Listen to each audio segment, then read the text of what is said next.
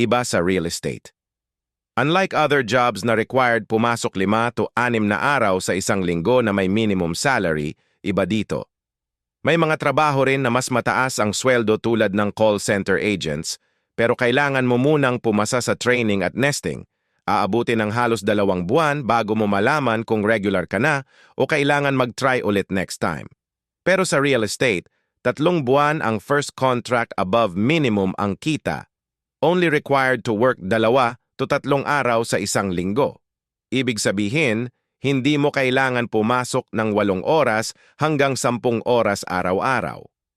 Ang medyo mahaba lang minsan ay kapag kailangan nating saturate ang isang area para makakuha ng clients. Halos daily routine mo lang. Mag-post ng properties online sa social media platforms. Mag-reply at makipag-usap sa inquiries. Kahit simpleng tanong, huwag palampasin. Tandaan, ang mga clients natin walang specific na oras para mag-inquire, kaya nasa diskarte mo kung paano ka makakabenta. Workflow sa real estate. Post online. Entertain inquiries. Schedule and attend trippings with clients sa site. Ganun lang kasimple.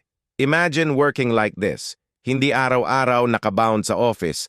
Pwede ka mag-vacation habang nagtatrabaho, pero may potential sa mataas na kita.